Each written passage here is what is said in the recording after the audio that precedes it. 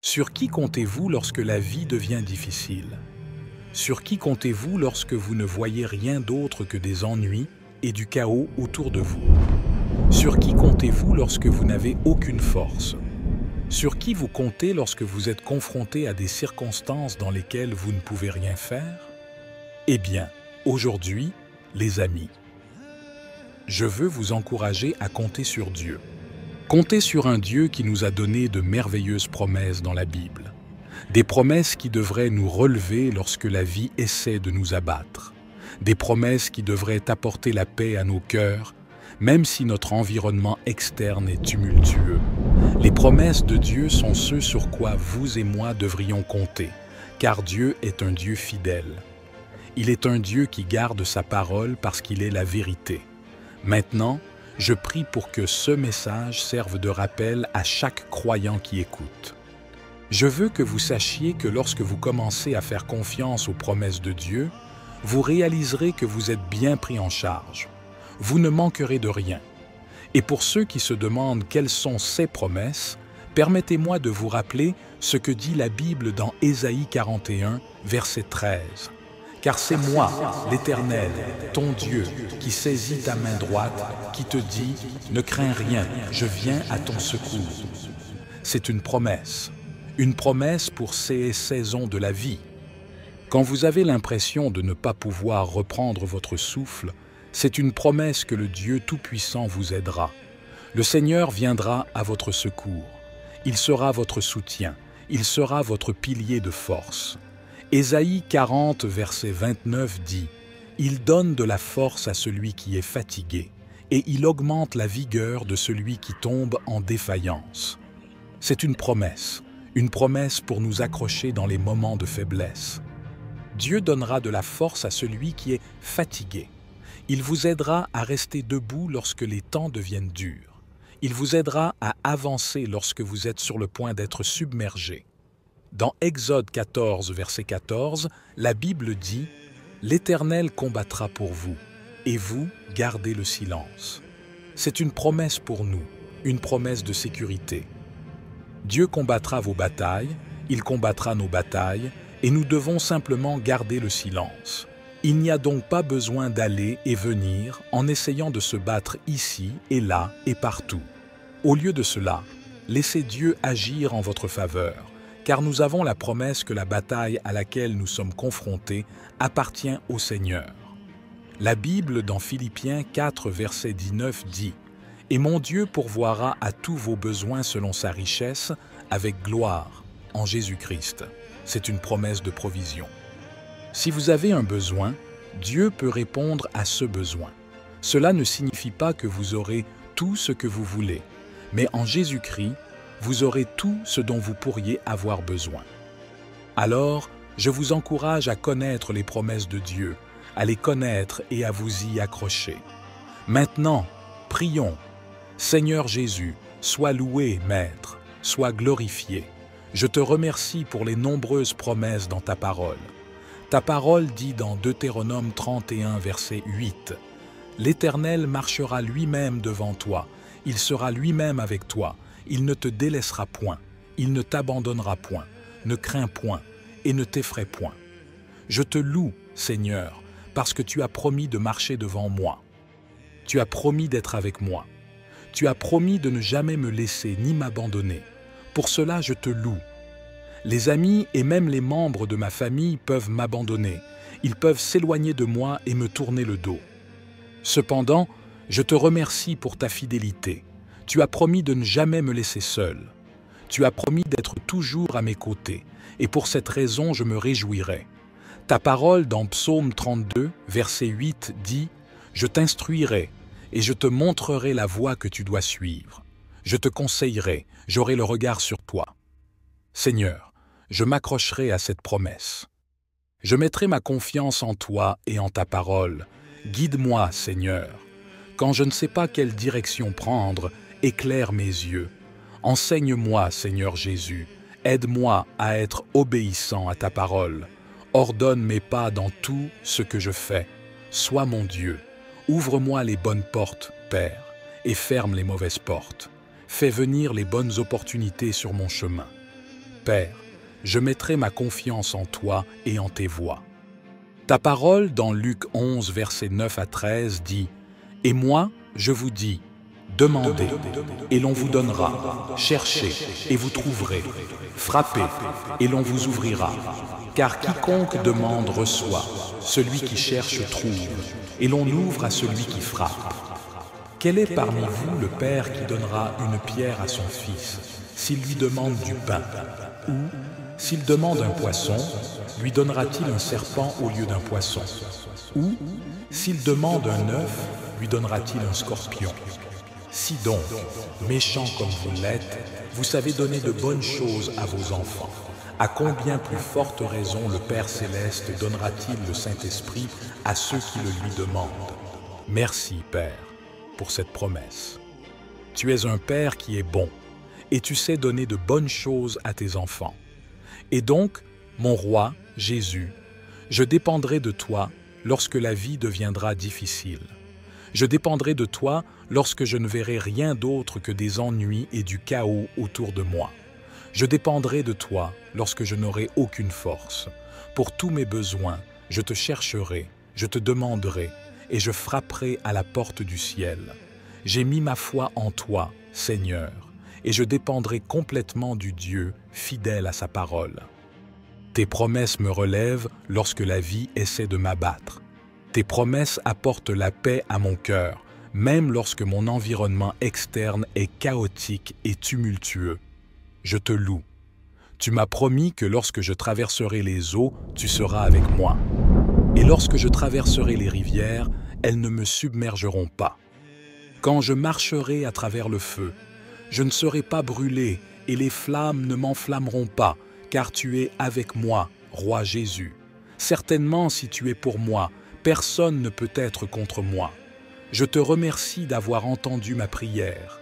Sois loué, Seigneur, sois glorifié. Au nom de Jésus, je prie. Amen. Laissez Dieu vous guider. Si je peux être honnête un instant, j'en suis venu à comprendre que lorsque j'ai vraiment besoin de Dieu, personne n'a besoin de me dire de prier. Non, personne n'a besoin de s'asseoir avec moi pour me dire de lire ma Bible. Lorsque j'ai réellement besoin de Dieu, je trouve d'une manière ou d'une autre la force de me lever tôt pour prier. Je trouve le temps d'ouvrir la parole de Dieu malgré mon emploi du temps chargé. Je ressens même le désir de jeûner et de prier et d'attendre le Seigneur jusqu'à ce que je reçoive une réponse. Cependant, je dois confesser que si je veux être totalement objectif et honnête, ma faiblesse est que, une fois mes besoins personnels satisfaits, la force que j'avais pour me lever tôt afin de prier disparaît. La prière devient une lutte. Le temps que je pouvais trouver pour ouvrir la parole de Dieu semble s'évanouir et je deviens encore plus occupé. Pour être complètement honnête, mon problème, ou plutôt ma faiblesse, c'est la constance. La constance. J'ai besoin d'être constant dans la prière, que j'ai besoin de quelque chose ou non. J'ai besoin d'être constant dans la méditation de la parole de Dieu, que j'ai un besoin ou non. J'aimerais maintenant vous poser cette question. Êtes-vous constant dans votre marche avec Jésus-Christ? Luttez-vous chaque jour pour le mettre en priorité? Restez-vous fidèle dans la prière? Planifiez-vous du temps pour lire la parole de Dieu chaque jour? La Bible déclare dans le psaume 16, verset 8. « J'ai constamment l'Éternel sous mes yeux. Quand il est à ma droite, je ne chancelle pas. » Ce verset me met au défi, et le mot-clé dans ce passage est constamment. Le psalmiste déclare qu'il a toujours placé Dieu devant lui. Cela me dit qu'il y a un niveau de constance. Il y a une pratique habituelle et une routine suivie. Nous devrions tous aspirer à atteindre un tel niveau de constance, où nous pourrions affirmer avec confiance. J'ai constamment placé l'Éternel devant moi. Je l'ai placé devant moi, que j'ai un besoin ou non. Je l'ai placé devant moi, que je souffre ou non. Je l'ai placé devant moi, que je sois dans la joie ou dans l'affliction. Approfondissons notre compréhension du psaume 16, verset 8. « J'ai constamment l'Éternel sous mes yeux. Quand il est à ma droite, je ne chancelle pas. » Quelle que soit la traduction biblique utilisée, ce verset parle de constance. Je vous encourage à prier afin que ce verset devienne l'hymne qui résonne dans votre cœur et votre esprit à partir d'aujourd'hui. Gardez toujours les yeux fixés sur Jésus-Christ. Placez l'Éternel, Jésus-Christ, continuellement devant vous. Luttez pour être constant dans votre poursuite quotidienne du Seigneur. Seigneur Jésus, tu es digne de louange et d'adoration. Merci pour ton sacrifice à la croix, Seigneur. Merci d'être mort pour mes péchés et de m'avoir offert ta miséricorde. Je n'ai rien fait pour mériter un tel amour. Je n'ai rien fait pour le gagner, mais tu t'es quand même donné pour moi. Tout ce que je peux faire, c'est te remercier et ouvrir mon cœur pour que tu puisses m'utiliser dans ton royaume. Saint-Esprit, aide-moi à être constant. Aide-moi à être constant dans ma vie de prière. Aide-moi à être constant dans la lecture de la parole de Dieu. Saint-Esprit, aide-moi à toujours fixer mes yeux sur l'Éternel, afin que si tout va bien pour moi, mes yeux restent sur Jésus-Christ. Et même lorsque je traverse des difficultés, je prie que tu gardes toujours mes yeux sur Jésus. Seigneur, je te loue, car tu es un sauveur pour ceux qui ont besoin d'être sauvés. Tu es un abri pour ceux qui ont besoin de refuge, un protecteur pour ceux qui ont besoin de sécurité. Je t'adore, Seigneur. Ta parole dans Ésaïe 54, verset 10, dit « Quand les montagnes s'éloigneraient, quand les collines chancelleraient, mon amour ne s'éloignera point de toi, et mon alliance de paix ne chancellera point, dit l'Éternel, qui a compassion de toi. » Donne-moi la paix, Seigneur, même s'il y a du chaos et des troubles autour de moi. Que mon cœur ne soit effrayé par rien, car tu as promis que même si les montagnes et les collines disparaissent, ton amour et ton alliance de paix sur ma vie ne disparaîtront jamais. Je ne craindrai donc rien et ne serai pas ébranlé, car celui qui est en moi est plus grand que celui qui est dans le monde. Quand la vie semble instable, mon âme ne sera pas ébranlée, mon âme ne sera pas déplacée, car mon Dieu est celui qui ouvre un chemin là où il n'y en a pas. Je prie pour que ta paix et ta joie remplissent mon cœur, Seigneur, même si je fais face à des obstacles. Si je dois affronter une opposition maléfique, je te prie de me conduire à la victoire, Seigneur. Aide-moi à surmonter. Je prie pour que tu enlèves tout ce qui s'oppose à la paix que tu m'as donnée, à l'amour et à la puissance que tu m'as donnée. Saint-Esprit, je t'accueille et je prie pour que tu m'aides à réaliser les promesses de Dieu. Aide-moi à réaliser les richesses qui sont en lui. Je t'invite à me guider, Saint-Esprit. Sois avec moi, marche avec moi, parle-moi toujours. Je prie pour que tu sois cette douce voix qui me guide. Chaque fois que je ressens la peur et l'inquiétude, je prie pour que tu viennes calmer mon cœur.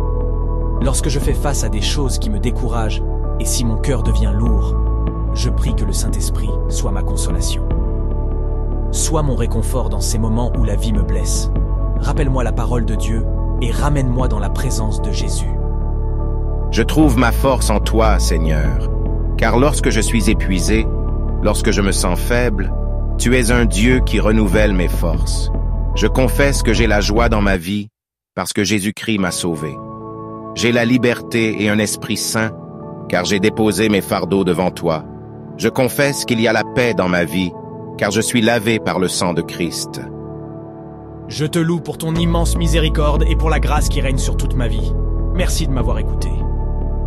Au nom de Jésus-Christ, je prie. Amen. Imaginez si tout simplement tout devenait noir et vous n'aviez aucune vue, aucune vision, aucun sentiment de sécurité, aucune idée de la direction à prendre. Ce serait sans aucun doute une expérience effrayante, ne pas pouvoir voir votre prochain pas, ne pas être en mesure d'identifier ce qui est devant vous, ce qui est derrière vous ou autour de vous. Vous voyez, ne pas avoir de vue peut être une expérience effrayante.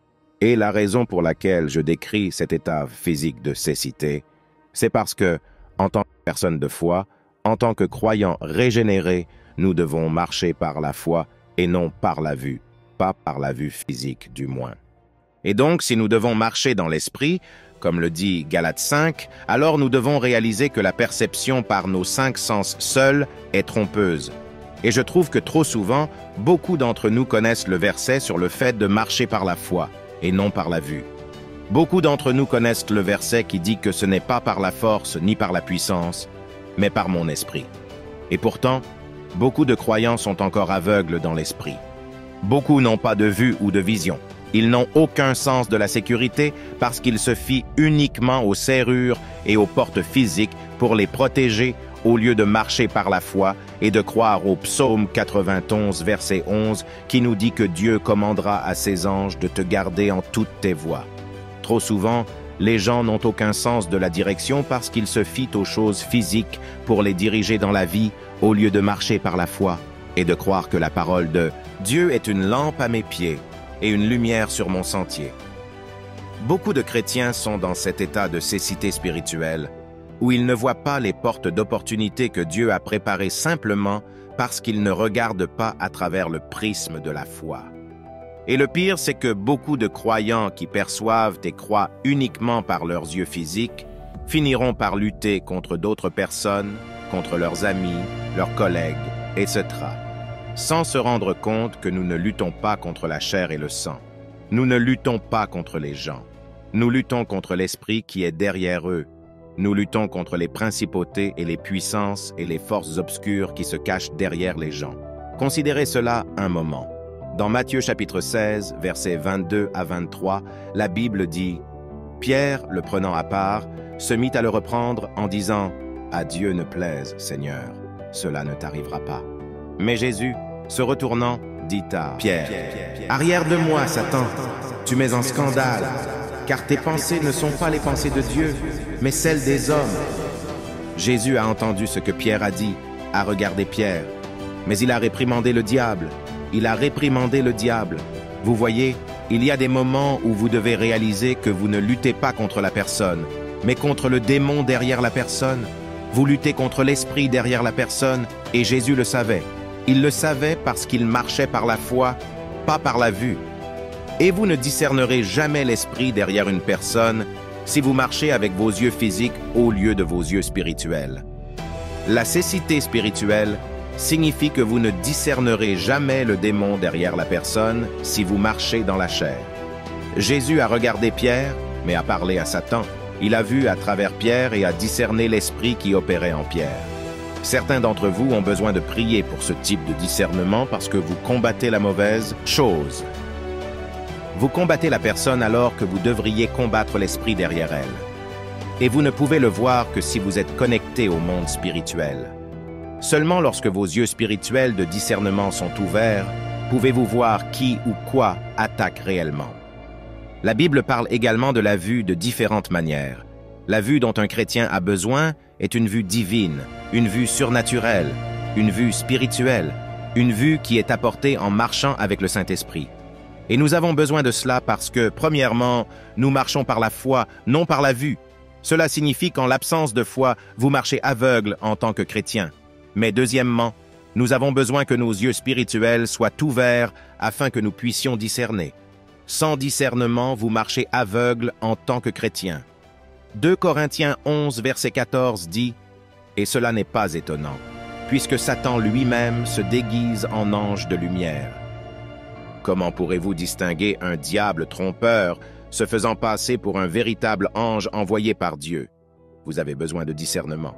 Matthieu 24, verset 24 dit « Car il s'élèvera de faux Christ et de faux prophètes.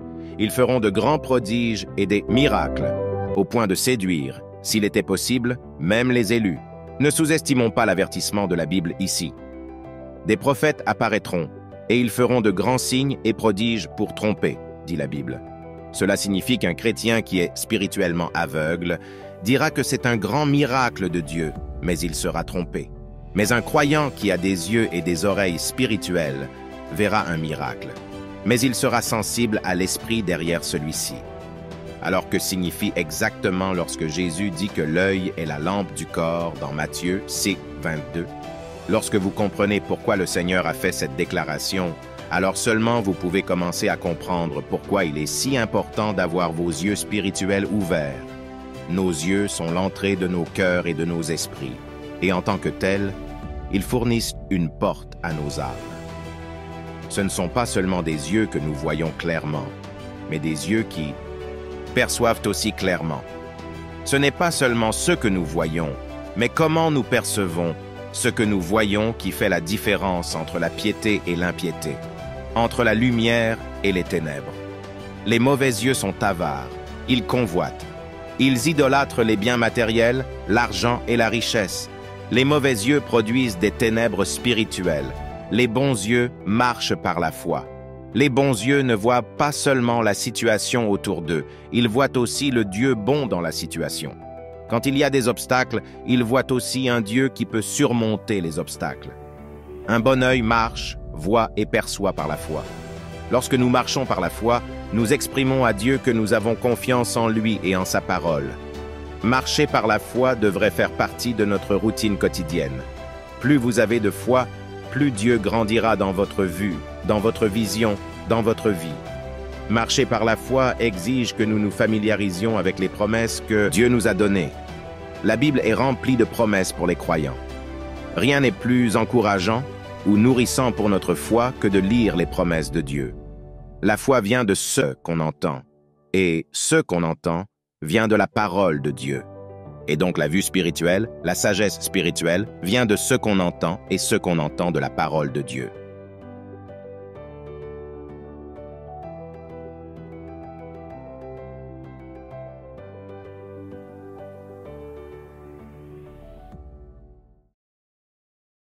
Jésus-Christ a payé pour notre liberté. Si vous avez l'impression d'être lié ou restreint dans un domaine de votre vie, je veux que vous sachiez que Jésus-Christ peut vous libérer. Jésus-Christ peut briser toutes les chaînes dans votre vie. L'ennemi a mis en place une stratégie contre nous en tant qu'enfants de Dieu. Le diable cherche à oppresser, à lier, à limiter et à restreindre. Cependant, lorsque Dieu intervient, il apporte la liberté, il restaure et il vous rend entier à nouveau. Quand Dieu s'implique dans vos affaires et dans votre situation, il vous libère de toutes les limitations et restrictions. L'Évangile, selon Luc chapitre 13, dit « Jésus enseignait dans une des synagogues, un jour de sabbat. Et voici, il y avait là une femme possédée d'un esprit qui la rendait infirme depuis 18 ans. Elle était courbée et ne pouvait pas du tout se redresser. Lorsqu'il la vit, Jésus lui adressa la parole et lui dit « Femme, tu es délivrée de ton infirmité. » Et il lui imposa les mains. À l'instant, elle se redressa et glorifia Dieu. Concentrons-nous sur cette parole. Femme, tu es délivrée de ton infirmité. Cette femme a été délivrée de son infirmité. Ce qui est intéressant ici, c'est que la Bible dit qu'elle a été délivrée et non guérie. C'est comme si Jésus lui disait « Tu n'es plus confinée ou prisonnière de ton infirmité. » C'est ce que Jésus-Christ nous offre, la liberté de l'oppression, la liberté du péché et de la mort. Je vous encourage à croire que Jésus-Christ peut vous libérer. Il peut vous libérer de la dépression et de l'anxiété. Il peut vous libérer de cette addiction secrète. Il peut vous libérer de la colère et du ressentiment caché dans votre cœur. Jésus-Christ peut vous libérer de tout ce qui vous limite et vous restreint. Vous n'êtes pas enchaîné à cette situation, car Dieu peut tout transformer. Vous n'êtes pas esclave des forces du mal, car Jésus-Christ a vaincu le diable. Il a vaincu l'enfer et toutes ses puissances. J'aime ce que dit la Bible dans l'Évangile selon Luc chapitre 4. On lui remit le livre du prophète Ésaïe. L'ayant déroulé, il trouva l'endroit où il était écrit « L'Esprit du Seigneur est sur moi, parce qu'il m'a oint pour annoncer une bonne nouvelle aux pauvres. Il m'a envoyé pour guérir ceux qui ont le cœur brisé, pour proclamer aux captifs la délivrance, et aux aveugles le recouvrement de la vue, pour renvoyer libres les opprimés, pour publier une année de grâce du Seigneur. » En Jésus, il y a la guérison pour ceux qui ont le cœur brisé, afin qu'ils ne soient plus retenus en otage par la douleur d'hier. En Jésus, il y a la liberté pour les captifs, afin qu'ils ne soient plus condamnés par leurs péchés, mais pardonnés grâce à l'œuvre merveilleuse de Jésus-Christ à la croix. Soyez encouragés. Si vous recherchez la liberté, cherchez Jésus. Prions ensemble. Mon Père céleste, mon Seigneur et Sauveur Jésus-Christ, je viens à toi aujourd'hui avec un esprit humble. Je viens à toi avec un cœur rempli de foi et d'attente. Tu es un Dieu qui peut panser toutes mes blessures. Grâce à toi, Seigneur, je ne suis plus esclave du péché. Grâce à toi, je ne suis plus captif des forces du mal. Je déclare ta parole qui me dit que celui qui est en moi est plus grand que celui qui est dans le monde. Cela signifie que toi, Roi Jésus, tu as placé en moi la force de surmonter l'adversité, la force de vaincre le diable, et pour cela, je me réjouis et je te rends grâce, Seigneur. Je te rends grâce, car en toi je peux marcher dans la victoire et j'ai le pouvoir de vaincre le péché. Tout cela est grâce à toi, et je t'en suis reconnaissant. Parce que tu es qui tu es, Seigneur, je m'incline et je te glorifie.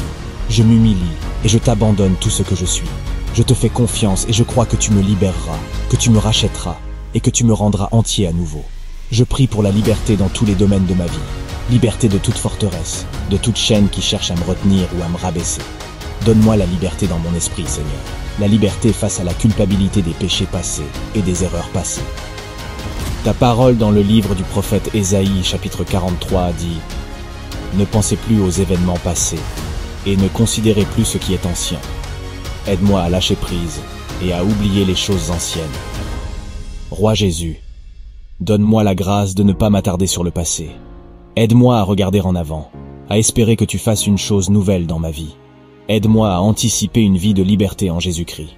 Père, j'ai besoin que tu me libères de tout ce qui cherche à me lier, moi ou ma famille. J'ai besoin d'une intervention divine. Aide-moi à lâcher prise de tout ce qui m'alourdit ou essaie de limiter ma foi. Seigneur, aide-moi à abandonner le passé et à me détacher de toute douleur, colère et honte du passé. Aide-moi à pardonner quiconque m'a déçu ou trahi. Saint-Esprit, je prie pour que tu adoucisses mon cœur afin qu'il ne devienne jamais durci par le ressentiment, l'amertume ou l'absence de pardon. Ô Dieu, je viens à toi pour chercher la guérison dans tes bras. Rends-moi entier à nouveau. Donne-moi la force de lâcher prise et d'aller de l'avant. Seigneur Dieu, je regarde vers l'avenir avec toi. J'embrasse un avenir qui est entre tes mains. Un avenir rempli d'amour, de miséricorde et de bonté. Alors que je t'invoque dans la prière, je dépose mes espoirs et mes rêves, mes projets et mes relations entre tes mains. Avec toi à mes côtés, rien ne peut me retenir. Je te rends grâce pour la liberté, Maître. Au nom puissant de Jésus-Christ, je prie. Amen.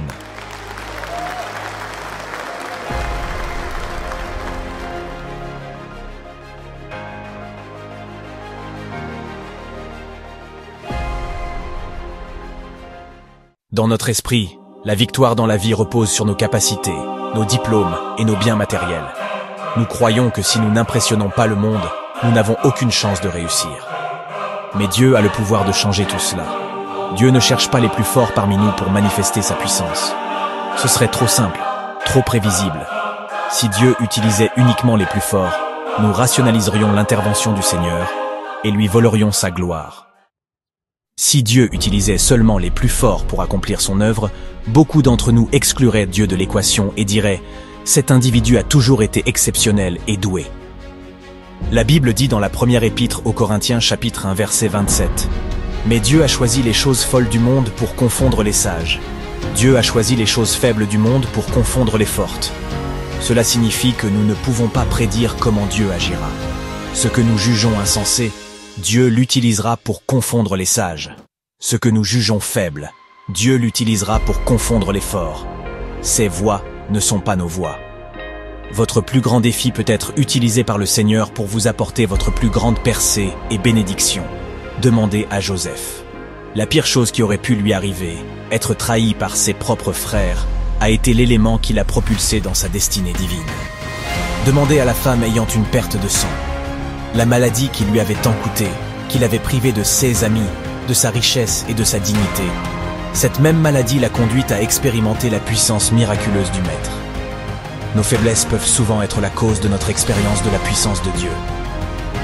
Nous devrions être encouragés par la parole du Seigneur qui dit dans l'Épître aux Romains chapitre 8 verset 28 « Nous savons, du reste, que toutes choses concourent au bien de ceux qui aiment Dieu, de ceux qui sont appelés selon son dessein. » Les épreuves et les problèmes viendront. À un moment ou un autre, nous serons forcés de livrer des combats que nous aurions préféré éviter. Nous rencontrerons des défis que nous ne voudrons peut-être pas affronter. Cependant, nous avons un Sauveur en Jésus-Christ. Nous avons un Dieu qui fait des miracles et il tracera un chemin là où il n'y en a pas. Dieu nous a promis dans sa parole que toutes choses concourront à notre bien si nous l'aimons. Cela signifie que la douleur et la déception que vous ressentez maintenant concourront à votre bien. La trahison et la souffrance que vous éprouvez maintenant concourront à votre bien. Soyez encouragés. Vous ne le voyez peut-être pas maintenant. Cela n'a peut-être aucun sens aujourd'hui. Cependant, faites confiance au Seigneur pour vous guider. Faites-lui confiance pour vous faire reposer dans de verts pâturages. Faites-lui confiance pour vous conduire près des eaux paisibles. Faites confiance à Dieu pour tracer un chemin là où il n'y en a pas, car en fin de compte, il a le contrôle et votre vie est entre ses mains aimantes. Prions ensemble. Père Céleste, ta parole dit dans le livre de Jérémie, chapitre 33, verset 3. Invoque-moi, et je te répondrai. Je t'annoncerai de grandes choses, des choses cachées que tu ne connais pas. Je prie pour que tu me révèles de grandes choses. Accomplis une œuvre puissante dans ma vie, Seigneur. Montre-moi de grandes choses, ô Dieu. Peu importe ce dont j'ai besoin, peu importe le domaine qui nécessite une intervention divine dans ma vie, Seigneur, j'invite ta présence. Brise toutes les chaînes qui m'empêchent d'avancer. Détruis toute oppression dans mes relations, mon mariage, ma carrière et ma santé. Brise ces chaînes comme tu l'as fait pour Paul et Silas. Augmente ma foi afin que je connaisse ta puissance. Donne-moi une percée, Père. À ton nom, les montagnes bougent. À ton nom, les tempêtes s'apaisent. Seigneur Jésus, la création chante de joie. Au son de ton nom, les démons fuient. Au nom de Jésus-Christ, les murs et les barrières tombent. Je déclare une percée totale dans tous les domaines de ma vie, car je suis victorieux par Jésus-Christ. Aide-moi à te faire confiance, même dans les situations difficiles. Tu as promis que ceux qui cherchent le Seigneur ne manquent d'aucun bien. Je prie que le Saint-Esprit me guide et me dirige, qu'il m'aide à prendre de sages décisions et à marcher selon ta volonté. Seigneur, ouvre un chemin pour moi. Présente-moi des possibilités au milieu des situations impossibles. Je place ma foi et ma confiance en toi, afin que je sois victorieux, au nom puissant de Jésus. Amen. God, you are everything I want.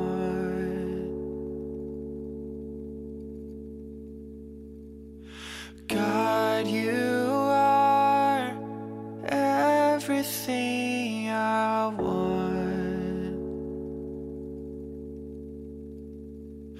Oh, the things of this world, I have tried them before. Oh, but nothing compares to your love.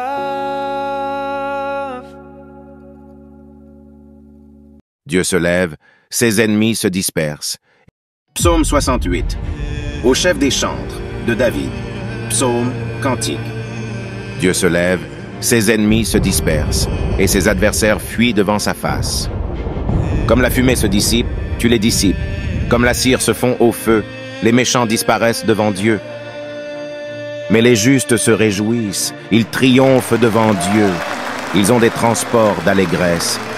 Chantez à Dieu, célébrez son nom, frayez le chemin à celui qui s'avance à travers les plaines. L'Éternel est son nom, réjouissez-vous devant lui. Le Père des orphelins, le défenseur des veuves, c'est Dieu dans sa demeure sainte. Dieu donne une famille à ceux qui étaient abandonnés. Il délivre les captifs et les rend heureux. Les rebelles seuls habitent des lieux arides. Ô Dieu, quand tu sortis à la tête de ton peuple, quand tu marchais dans le désert, la terre trembla, les cieux se fondirent devant Dieu, le Sinaï s'ébranla devant Dieu, le Dieu d'Israël. Tu fis tomber une pluie bienfaisante, ô Dieu, tu fortifias ton héritage épuisé.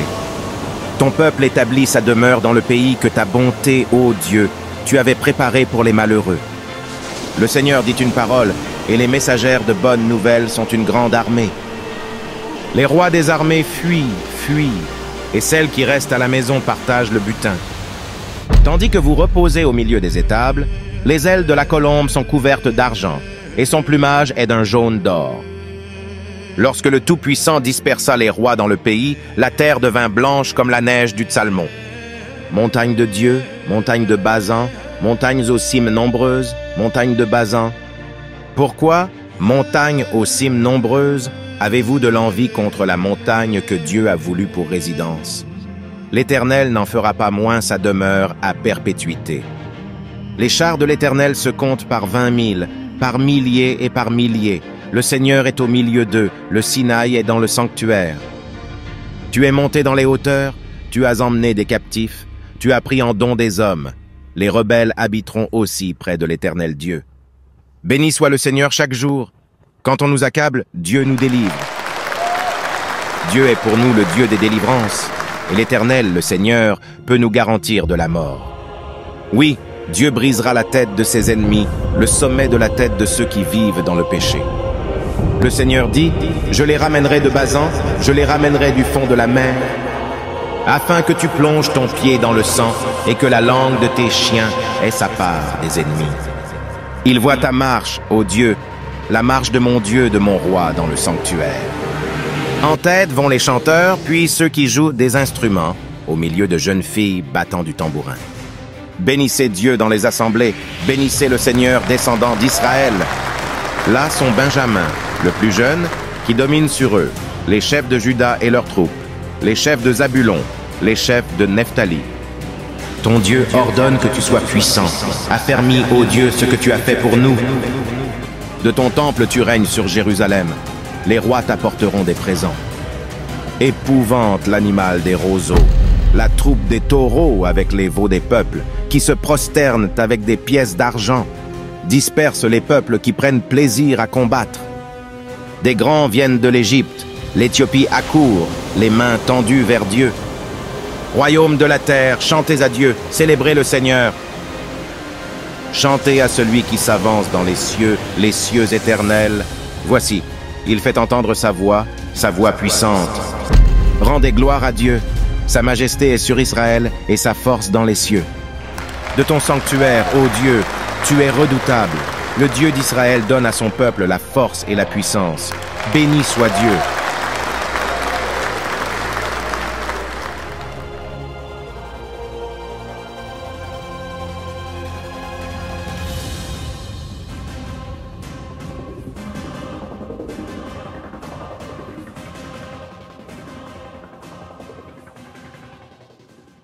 Psaume 125, Cantique des degrés. Ceux qui se confient en l'Éternel sont comme la montagne de Sion. Elle ne chancelle point, elle ne chancelle point. Elle est affermie pour toujours. Des montagnes entourent Jérusalem. Ainsi l'Éternel entoure son peuple, dès maintenant et à jamais. Car le sceptre de la méchanceté ne restera pas sur le lot des justes, afin que les justes ne tendent pas les mains vers l'iniquité. Éternel, répands tes bienfaits sur les bons et sur ceux dont le cœur est droit. Éternel, répands tes bienfaits sur les bons et sur ceux dont le cœur est droit. Mais ceux qui s'engagent dans des voies détournées, que l'Éternel les détruise avec ceux qui font le mal. Que la paix soit sur Israël.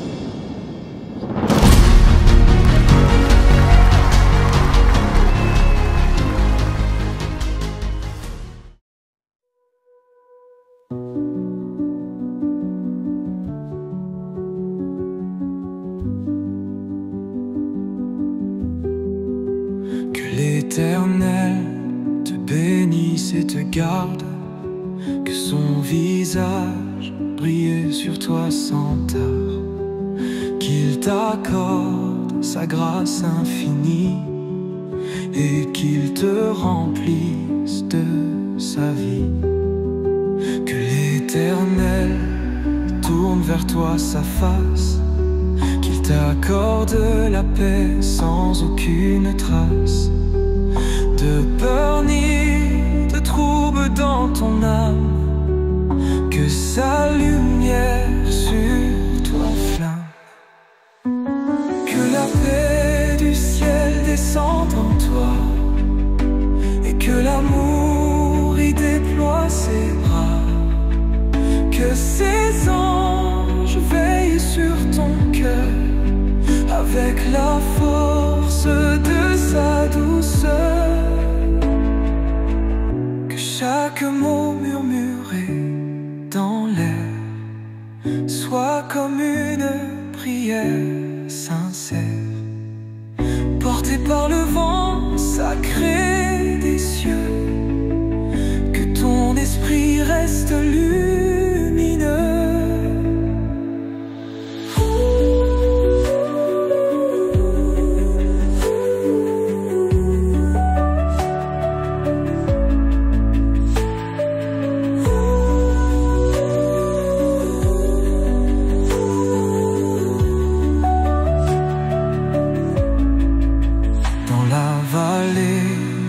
De l'ombre et du doute, que l'Éternel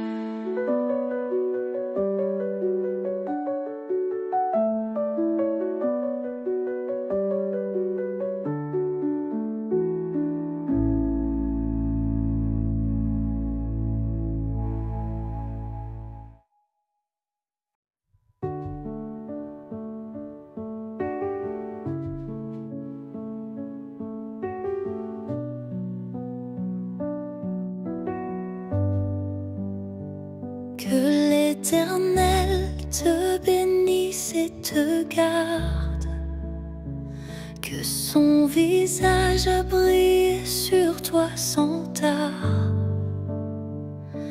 qu'il t'accorde sa grâce infinie et qu'il te remplisse de sa vie.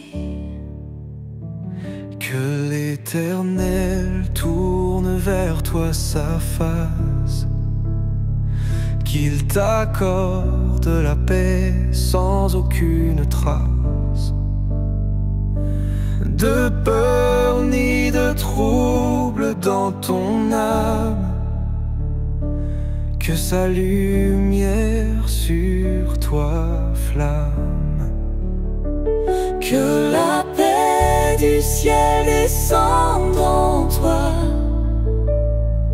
et que l'amour y déploie ses bras, que ses anges veillent sur ton cœur